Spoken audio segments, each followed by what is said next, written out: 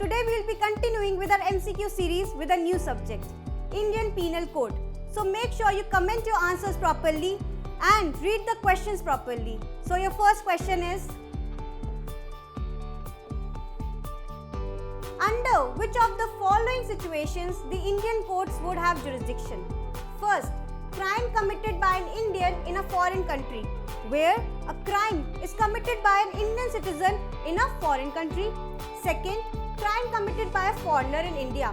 कोई ऐसा crime जो कि foreigner ने within the territory of India commit किया हो. Third, crime committed by a person on an Indian ship. Indian ship मतलब जो कि registered ship हो India के नाम से, उस पे किसी person ने crime commit किया हो. Your options are A, 1 and 2 both, 1 and 3, 2 alone, or 1, 2, 3. In all these three situations, the correct answer is D. Why? Because of extraterritorial jurisdiction. First क्या है? जहाँ पर Indian citizen ने within foreign national, within the foreign nation crime commit किया है. इस case में क्या है? कोड, हमारा जो कोड है Indian Penal Code, वो क्या कहता है कि कहीं पर भी आप कमिट कर रहे हो being an Indian citizen, आप जब भी इंडिया वापस आओगे हम आपको पकड़ के जेल में डालेंगे और पनिश करेंगे. तो उसके लिए वो 1 वाला करेक्ट है. सेकेंड जो कि चीज़ कह रही है कि आपने क्राइम कमिट किया है इंडिया में, पर कौन हो आप? फॉरेनर हो, तब हमारा कोड तो वैसे ही कहता है within the territory of India Indian penal code will apply. Third, crime committed by a person on an Indian ship. तो एक्स्ट्रा टेरिटोरियल जुरिस्डिक्शन के साथ हमारा क्या यहाँ पर है कि इंडियन शिप जो इंडिया में ही रजिस्टर है, यहाँ पर पर्सन वर्ड यूज किया है. तो यहाँ पर आप सिटीजन नहीं बोल रहे हो, ना ही फॉरेनर बोल रहे हो. आपने वाइड इंटरप्रिटेशन छोड़ दी कि कोई भी पर्सन होगा, बी इट इंडियन सिटीजन और अ फॉरेन नेशनल, अगर उसने इंडियन शिप में क्राइम कमिट किया है तो वो कहाँ लायबल होगा? इंडिया में लायबल होगा under Indian penal code. Your second question is A. Who is a citizen of India commits a murder in England? A. जो कि इंडियन सिटीजन है, उसने मर्डर कहाँ कमिट किया है? इंग्लैंड में, जो कि एक फॉरेन है. He is found in Indore and arrested accordingly. उसको इंदौर में उसको मिला और उसको अरेस्ट कर लिया गया. Where can A be tried? तो A का ट्रायल कहाँ होगा? At New Delhi, the capital of India. At Bhopal, the capital of MP. At Indore, where he was found. जहाँ पर वो मिला वहाँ पर, या D, at any place in India. So, थोड़ा सोचिए कि कहाँ पर उसको कमिट किया जाएगा. इसका रेफरेंस आपको मिलेगा CRPC के अंदर, section 188, which says where an offence is committed outside India by a citizen of India on high seas or elsewhere, or by a person not being the citizen of any ship और aircraft registered in India, या वो citizen of India नहीं है पर registered है आपकी ship और aircraft in India, may be dealt as if committed at any place within India at which he may be found. So what is important for you is to remember found word. जहाँ पर वो मिलेगा, be it Indore, Delhi, Mumbai, कहीं पर भी जहाँ पर वो फॉरेन में क्राइम कमिट करके वापस आया और उसको मिला पुलिस को, वहीं पर उसका क्या होगा? ट्रायल स्टार्ट हो जाएगा. Next question. The provision relating to extension of Indian Penal Code to extraterritorial offence is provided under which section? ये आपका bare provision है. Extraterritorial offences से related जो है आपका jurisdiction है वो किस section के अंदर defined है? A. Section 4, B. Section 5, C. Section 6 और D. Section 7. The correct answer is Section 4. Option number A.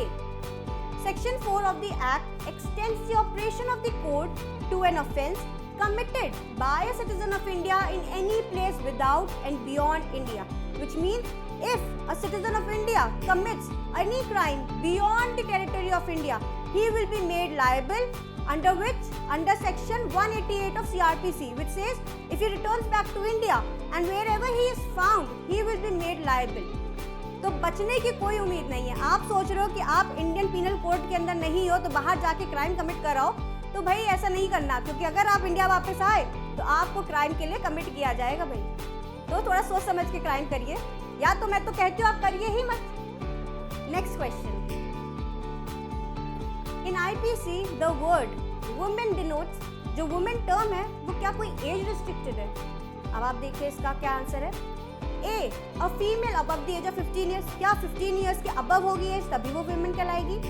या एज ऑफ 18 ईयर्स, क्या वो 18 ईयर्स के अबव होगी तब वो वुमेन कहलाएगी? या 21 ईयर्स, या फिर कोई भी वुमेन जो कि एनी एज की हो including newly born female child, तो क्या कोई एज रिस्ट्रिक्शन नहीं है? तो under which section women is defined? So the correct answer is D, and it is defined under section 10, which says man and woman and denotes man and woman of any age. तो कोई as का restriction ही नहीं करा गया है। कोई भी man women किसी भी एज की होगी वो क्या होगी? वो डिफाइंड है आपका वर्ड मैन एंड वुमेन से। Next question, definition of wrongful gain is as follows. Definition किस सेक्शन के अंदर है? पहले तो आप ये याद करिए, फिर आप याद करिए कि उस प्रोविजन में लिखा क्या है। Gain by unlawful means of property to which person is not legally entitled, gaining wrongfully and losing wrongfully, gaining dishonestly, or loss by unlawful means of property to which person is entitled। तो wrongful gain क्या होगा? ऐसा कोई gain जो कि आप wrongfully कर रहे हो, जिसके लिए आप entitled नहीं हो। तो इसका आंसर क्या है? A, gain by unlawful means of property to which person is not legally entitled। Which section? Section 23 of the Act। Correct? Section आपको बहुत याद करने की ज़रूरत है। जब आप आईपीसी को पढ़ रहे हैं तो सिर्फ और सिर्फ कॉन्सेप्ट नहीं याद करना है, सेक्शन नंबर हर चीज़ का याद करना है। और साथ ही साथ आपको आईपीसी एविडेंस के ये सब आपको मांगते हैं कि आप ज़्यादा से ज़्यादा इलस्ट्रेशंस देखें। इलस्ट्रेशन से बहुत क्वेश्चंस बनते हैं, इसीलिए जब भी आप कोई सेक्शन पढ़ रहे हैं तो उसके इलस्ट्रेशंस पे ध्यान दीजिए और उसको याद करने की कोशिश कीजिए। ना ही वो सिर्फ आपका प्री निकालने में हेल्प करते हैं बट मेंस में भी हेल्प करते हैं। जब भी आपके पास कोई क्वेश्चन आएगा तो as an example, case law जरूरी नहीं है कि आप लिखें ना लिखें, बट अगर एग्जाम्पल के तरीके आप इलस्ट्रेशन भी लिख देंगे तो वो भी आपको मार्क्स बहुत सारे देने की हेल्प रखता है। तो make sure you read and understand each and every illustration of each and every bare act you read. Next question. A person does not have reason to believe a thing if he does not have any information, sufficient cause to believe, knowledge or reasons to believe. So first you have to remember reason to believe. किस section में defined है? Section 26 defines reason to believe. और वो क्या कहता है? ये आपका क्या है? जो क्वेश्चन पूछा गया है वो बेयर एक्ट लैंग्वेज से, बेयर प्रोविजन से कीवर्ड्स पूछे गए। तो अगर आप सोच रहे हैं कि मुझे कॉन्सेप्ट आ गया, I will be able to crack the exam, that is not possible until and unless you have hold upon the bare acts. So the correct answer is B. As per section 26, a person is said to have a reason to believe a thing if he has sufficient cause to believe that thing but not otherwise. अगर उसके पास sufficient causes हैं, reasons हैं किसी चीज़ को believe करने का, तब आप क्या कहोगे कि उसको पास reason to believe है। अब आप इस वाले में देखिए क्वेश्चन में, तो इसमें आपको लग रहा होगा कि रीज़न भी तो हो सकता है ना, क्योंकि कॉज का मतलब भी तो रीज़न होता है। बट यहाँ पर हमको बेस्ट ऑप्शन चूज करना है, ये इंटरप्रिटेशन की बात ही नहीं हो रही। यहाँ पर आपसे क्वेश्चन पूछा जा रहा है बेयर प्रोविजन से, तो बेयर प्रोविजन के जो भी कीवर्ड्स हैं, make sure you underline those words in the bare act itself, जो कि आपको हेल्प करेंगे आगे आंसर्स को करने में। Fine, you understood? Now moving to the next question. X armed with a loaded pistol and Y empty-handed go to Z shop in furtherance of their common intention to commit robbery. X जिसके पास pistol थी और Y जो कि empty-handed था, जिसके पास कुछ नहीं था, वो दोनों Z की शॉप में गए क्या करने? रॉबरी कमिट करने, in furtherance of their common intention. X enters the shop and on being resisted in carrying away property shoots Z with pistol. तो यहाँ पर X जब एंटर कर रहे थे और प्रॉपर्टी वापस ले जा रहे, चोरी करके, रॉबरी करके, तब Z ने क्या किया? रोकने की कोशिश की। उस चक्कर में X ने गोली चला दी उनके ऊपर। Z dies at once. For what acts of X Y is liable? X ने सारा काम किया है ना, बट हम Y को किस चीज पे लाइबल करेंगे? A. Dacoity with murder. B. Extortion and culpable homicide not amounting to murder. C. Attempt to commit robbery when armed with deadly weapon. Or D. Robbery and murder. तो आपके mind में ये आ रहा होगा कि यहाँ पर तो सिर्फ एक्स ने काम किया है, उसने चोरी की, उसने पिस्टल से बंदूक गोली चलाई, तो यहाँ पर तो वाई ने कुछ किया ही नहीं, वो तो एम्प्टी हैंडेड था, उसका तो कोई रोल ही नहीं है, तो हम उसको छोड़ देते हैं। Correct, but you need to remember this term in furtherance of their common intention. दोनों की कॉमन इंटेंशन थी, उन्होंने एक्ट क्या किया है, कॉमन इंटेंशन होने के बाद। तो अंडर सेक्शन 34 जब भी किसी की कॉमन इंटेंशन होती है, दोनों की एक सिमिलर इंटेंशन होगी, तब हम क्या करेंगे, उसको हेल्ड लायबल करेंगे फॉर द सेम ऑफेंस। तो यहाँ पर आप एक्स को किसके लायबल करते हैं, रॉबरी एंड मर्डर के लिए, तो वैसे ही आप वाई को भी लायबल करोगे रॉबरी एंड मर्डर के लिए। तो इसका सही आंसर क्या है, D. Understood? Now next question, which of the following is true regarding section 34 of the IPC? तो सेक्शन 34 जो है, जो अभी मैंने बताया इन furtherance of their common intention का सेक्शन, अब उनमें से ये क्या है, it creates a substantive offence. क्या वो एक सब्सटैंटिव ऑफेंस है, आपको 34 के अंदर आपको हेल्ड लायबल किया जाएगा किसी ऑफेंस के लिए, या B it lays down a rule of procedure, और is it a rule of evidence, और नन ऑफ द अबव। तो ये आपका बेयर एक्ट प्रोविजन नहीं है, ये आपका है interpretation based question. So it is what, it is a rule of procedure. ठीक है, क्यों ये रूल ऑफ प्रोसीजर है, क्योंकि ये हमेशा read with other substantive law है, इसमें कोई क्राइम डिफाइन नहीं है, इसमें एक जॉइंट लायबिलिटी डिफाइंड है कि अगर दो लोग मिलकर कोई क्राइम कर रहे हैं तो दोनों जॉइंटली लायबल होंगे फॉर द ऑफेंस, इसीलिए हमने इसको रूल ऑफ प्रोसीजर कहा है। Understood? Next question, common intention under section 34 implies similar intention, pre-arranged planning, presence of common knowledge, common design for common object। ये चारों ऑप्शंस जो हैं वो काफी मिलते जुलते हैं, but you are required to choose the best option among these. तो बेस्ट ऑप्शन क्या है, प्री अरेंज्ड प्लानिंग, पहले से ही प्लानिंग करके अब वो आगे क्राइम को कमिट कर रहे हैं। Fine, so correct answer is B. It means a plan which has already been into the knowledge of the other person। ऐसा कोई प्लान जो कि दोनों की नॉलेज में, दो या दो से ज्यादा की नॉलेज में होगा, तो क्या होगा, प्री अरेंज प्लानिंग, जो कि आपको हेल्ड लायबल करेगा under section 34 of the act. Next question, what is the basic difference between section 34 and 149 of the IPC? तो 34 का तो हमने कर लिए काफी सारे, तो आपको समझ आ गया। अब आपको याद करना है 149 क्या है भाई। करेक्ट, तो जब भी कोई क्वेश्चन है तो ये नहीं तुरंत ऑप्शंस पढ़ने लगे, नहीं, रुको और सोचो कि प्रोविजन डील किससे करता है, कि प्रोविजन कह क्या रहा है, और फिर क्वेश्चन क्या कह रहा है, फिर आप उसके ऑप्शंस पढ़ो। A, section 34 creates a principle of joint liability and does not create a specific offence. Section 149 creates a specific offence. B, section 149 does not create a specific offense, but section 34 creates a specific offense। C, both creates a specific offense, but the principle of joint liability is created only by section 34। or D, both create specific offenses, but the principle of joint liability is created only by section 149। तो अभी तक एक चीज तो समझ में आ गई है, क्या, कि रूल ऑफ प्रोसीजर है, तो ये स्पेसिफिक ऑफेंस तो नहीं है। तो जहां जहां पर भी लिखा है कि section 34 is a specific offence, उसको हम क्रॉस करते जाएंगे, एक्सक्लूड करते जाएंगे। अब बच्चा हमारा ऑप्शन ए, जिसमें क्या लिखा है, section 34 creates a principle of joint liability and does not create a specific offence, और section 149 creates a specific offence. ठीक है, तो the correct answer is A.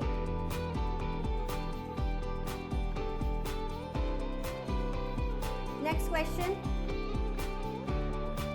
A intentionally causes Z's death partly by illegally omitting to give Z food and partly by beating Z। A ने cause की intentionally, ठीक है, intentionally cause की Z की death, कैसे, थोड़ा बहुत उसको खाना नहीं दिया और थोड़ा बहुत उसको मारा। A is liable for murder by virtue of which one of the following sections of the Indian Penal Code। तो यही सेम इलस्ट्रेशन आपके किसी प्रोविजन में सेक्शन 36 में है, 37, 34 और 35।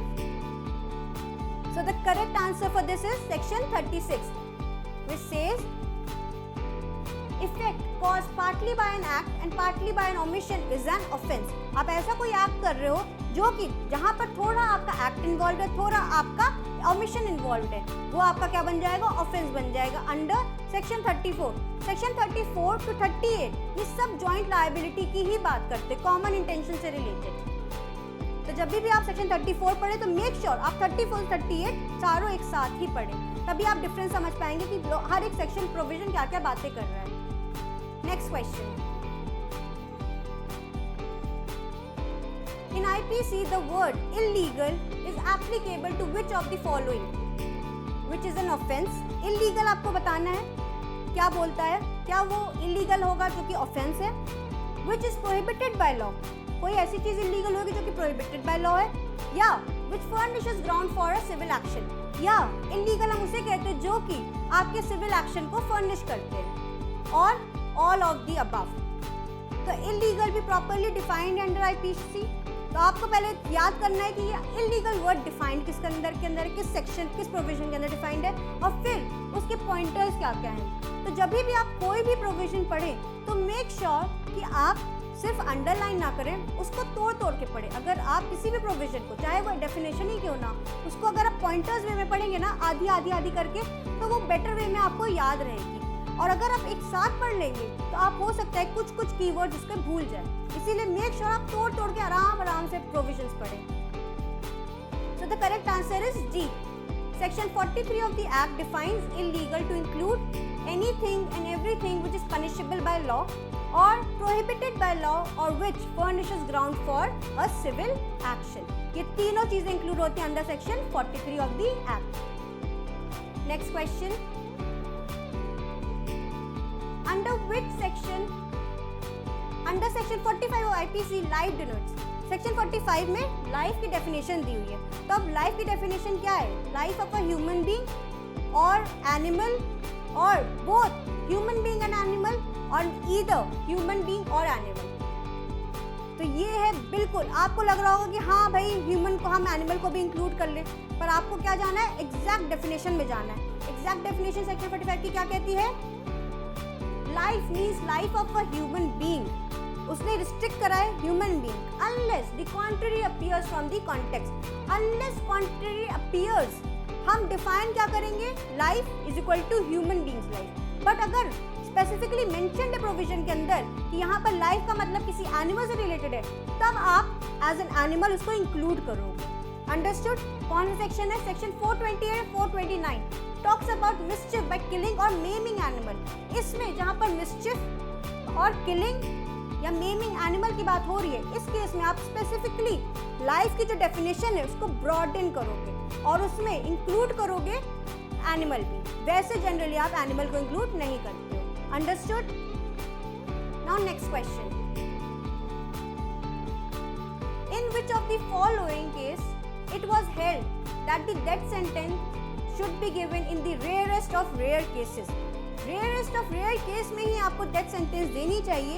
ये किस केस में हेल्ड हुआ था, R versus Govinda, Hussainara Khatoon versus state of Bihar, Sunil Batra versus Delhi administration और Bachan Singh versus state of Punjab. ये one of the landmark judgement है IPC का, तो ये आपको पता ही होना चाहिए। ये सारे ही आपको जजमेंट्स पता होने चाहिए। अगर आपको नहीं पता है तो मेक श्योर आप ढूंढ के इसको पढ़ के अपना नोट्स बना रहे हो और कोशिश करो जितने भी case laws related to any subject हैं आप उसकी लिस्ट तैयार कर रहे हो। At the end of the day pre में आपके ये केसेस पूछे जाते हैं, मेन से पूछे जाते हैं, पर एक लिस्ट होगी तो आपके लिए ईजी होगा टू रिमेंबर एंड अंडरस्टैंड। कहाँ आप बार बार सारे नोट्स खोलोगे और पढ़ोगे। एक अलग सी लिस्ट बना लो इन चीज़ों की, जैसे कि ये लिस्ट केस लिस्ट, और एक अलग नोट्स बना लो जिसमें सिर्फ आपकी बेयर एक्ट की प्रोविजंस लिखी हो, तो आप फिर दोनों मिक्स करके प्री के लिए भी और मेंस के लिए भी पढ़ सकते हो। तो the correct answer is D, Bachan Singh versus state of Punjab. Supreme court held that the provision of death penalty as an alternative punishment for murder under section 102 and is not unreasonable and against the public policy। ना ही death sentence देना under murder cases, section 302 deals with punishment of murder, यही ना कि unreasonable होता है और ना ही against the public interest है। तो दोनों ही चीजें नहीं है, तो फिर क्या है, कॉन्स्टिट्यूशनली वैलिड है आपका डेथ सेंटेंस देना। Next question, A who was previously convicted under section 376 IPC and is again convicted under same section for life imprisonment. Here imprisonment for life means सबसे पहली चीज भाई ये सेक्शन 376 है क्या? क्या है सेक्शन 376? Right this down. अब जब एक बार उसको लाइफ इम्प्रिजमेंट मिल गई है और दूसरी बार फिर से मिल रही है, तब हम क्या करेंगे? इसका क्या मतलब होगा? Reminders of as natural life, या फिर 20 इयर्स और 14 इयर्स और 30 इयर्स. ये ऐसा नहीं है कि उड़ते उड़ते आगे इंटरप्रिटेशन का सवाल, नहीं, ये सेम एग्जैक्टली बेयर एक्ट में मेंशन्ड है, बस हम ध्यान नहीं देते.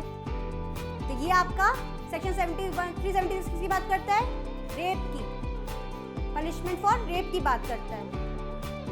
इसका क्लॉज 2 जो है वो स्पेसिफिकली मेंशन कर रहा है imprisonment for life means for the reminder of that person's natural life. तो अभी आप बेयर एक्ट खोलो और देखो क्या 376 क्लॉज 2 ये बात कर भी रहा है कि नहीं, क्योंकि आपने तो गौर नहीं किया होगा. Now next question. In how many years a sentence of imprisonment for life can be commuted by the government? Commuted mean कम कर दी जा सकती है. Life sentence of imprisonment for life. Life imprisonment government कब तक कम कर सकता है? 20 years के लिए कर सकता है वो, कि हमने life imprisonment को 20 years बना दिया, या 18 years और 14 years और 12 years.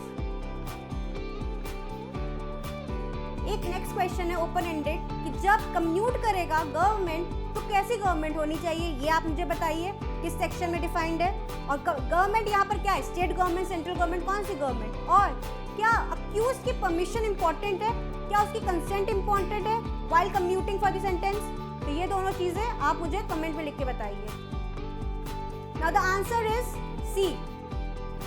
As per section 55 of the act, appropriate government में without the consent of the offender can commute the sentence of life imprisonment to imprisonment of either description for a term not exceeding 14 years.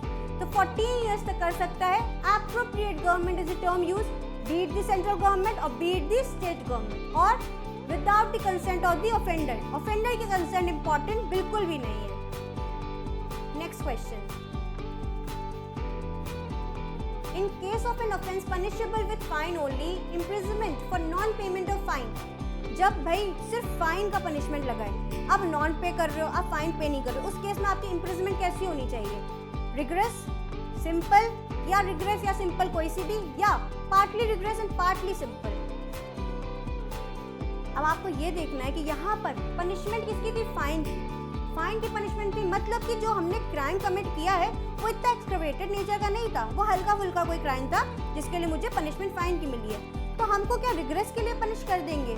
जब अगर imprisonment देंगे तो हमको regret के लिए देंगे क्या? नहीं. तब हमारी जो इम्प्रिजमेंट होगी वो भी सिंपल नेचर की. क्यों? क्योंकि हमारा पनिशमेंट भी तो सिर्फ फाइन तक का है. This answer is B, has to be simple as per section 67 of the act. Understood? Next question. The maximum term of imprisonment that can be awarded in default of payment of fine in case of offence punishable with fine only. यहाँ पर भी same है, punishment सिर्फ fine की थी, तो default of payment of fine में कितने समय की आप इम्प्रिजमेंट दे सकते हो. अभी तो हमने उसका नेचर देखा है, रिग्रेस है कि सिंपल है. अब कितने समय की होनी चाहिए? When the person is sentenced to a fine of ₹100.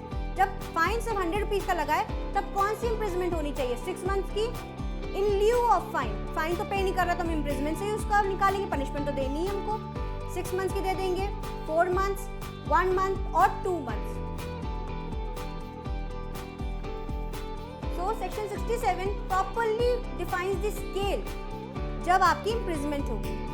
Where fine does not exceed 50 rupees तब 2 मंथ की. Where fine does not exceed 100 rupees तब 4 मंथ्स की. और जहाँ पर 100 रुपीज़ से एक्सीडिंग है इन एनी अदर केसेस तब 6 मंथ्स की. तो मैक्सिमम अगर हम कितनी पनिशमेंट दे सकते हैं? 6 मंथ्स की पनिशमेंट दे सकते हैं इन केस ऑफ डिफॉल्ट और non payment of fine. So the correct answer is B. Next question. The protection against double jeopardy is contained in which section? Section 75, section 71, 53 और 3. तो पहले तो ये जानना पड़ेगा 75, 71, 53, 3 बोल क्या रहा है, तब तो आप समझ पाओगे कि डबल जो पार्टी का प्रोटेक्शन किस सेक्शन में दिया है. Correct? So it is contained under section 71. Answer B, which states where anything which is an offence is made up of parts. जब कोई ऐसा offence है जो कि parts में है, any of which parts it itself an offence, एक एक part उसका individual offence commit हो रहा है. The offender shall not be punished with the punishment of more than one of such his offence. तो उसको या तो कम्यूटेडली बिल्कुल एक चीज़ के लिए पनिश करेंगे, हाँ ऐसा नहीं कि थोड़ी थोड़ी चीज़ों के लिए हर एक पार्ट में उसको पनिशमेंट देंगे, unless it is so expressly provided. जब तक कि एक्सप्रेसली प्रोवाइडेड ना हो तब तक हम उसको एक ही पनिशमेंट देंगे उस ऑफेंस के लिए. बार बार छोटी छोटी चीज़ों के लिए पार्ट्स के लिए पार्ट पनिशमेंट उसको नहीं मिलेंगी. अंडरस्टूड? तो यही आपको प्रोटेक्शन दे रहा है डबल जेओपार्डी से, जो कि किस आर्टिकल के अंदर है. This is an question to you. Right the article number. Constitution of India talks about protection from double jeopardy. तो वो किस आर्टिकल के अंदर है? Next question and the last question for the day. Under section 73 of the IPC, the maximum time for which a person may be kept in solitary confinement is. Solitary confinement का जो concept 73 में है, उसमें maximum solitary confinement कितने समय के लिए हो सकता है? First 1 month, B 3 months, C 6 months और D 1 year. तो आपको सबसे पहले सेक्शन 73 को याद करना पड़ेगा और फिर देखना पड़ेगा कि उसमें कितने महीने का या कितने साल का मैक्सिमम कन्फाइनमेंट हो सकता है. So the correct answer is B, that is maximum of 3 months if the term of imprisonment exceeds 1 year. ठीक है, अगर 1 year से एक्सीडिंग है इम्प्रिजमेंट तब 3 महीने की आपको कन्फाइनमेंट मिलेगी, सॉलिटरी कन्फाइनमेंट.